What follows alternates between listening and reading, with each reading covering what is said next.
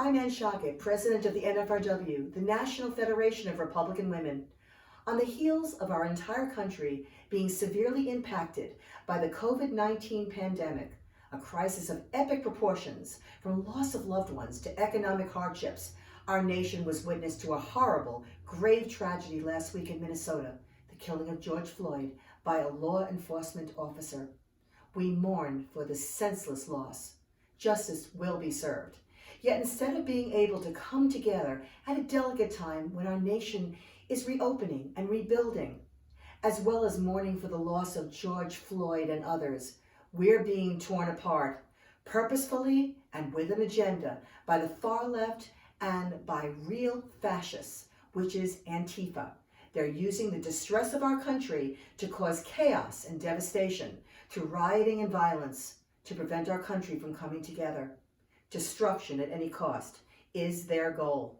And joining them in mob mentality, setting our country ablaze, are more agitators and criminals. NFRW supports President Donald J. Trump to designate Antifa as a domestic terrorist organization. Our National Federation of Republican Women, our state federations and local women's clubs have firsthand experienced vandalism, threats, and scare tactics of that group and others. Republican organizations and like-minded groups and individuals have been terrorized, and now our entire nation is affected. Their mission? To tear at the fabric of this country, cause civil unrest, take away our history, pride, and accomplishments, destroy all we cherish, and all that freedom-loving people from throughout the world look to emulate. With each passing moment, more innocent lives are being taken, livelihoods are being ravaged, property is being demolished. Our great country was founded on the principles of protest and redress of grievances. And no one has the right to destroy lives and property and cause undue suffering without consequences.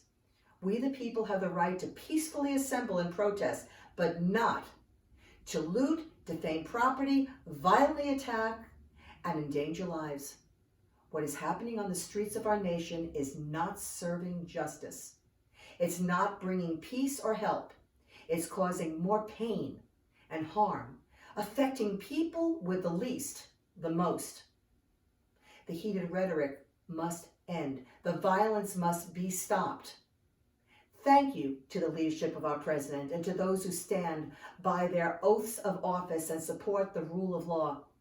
Thank you for supporting those first responders who answer the call every day to serve on the front lines and who are doing their best to protect our communities, states, and nation.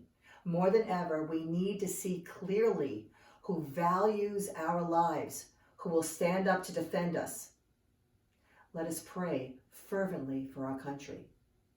But let us not forget George Floyd and all the casualties of life. The senseless deaths must end. We must take all necessary steps to work together, to be unified, to honor the memory of George Floyd and others, to ensure that we protect the government we need and the avenues in place to eliminate injustice by anyone. I stand as a proud American and as the proud president of the National Federation of Republican Women.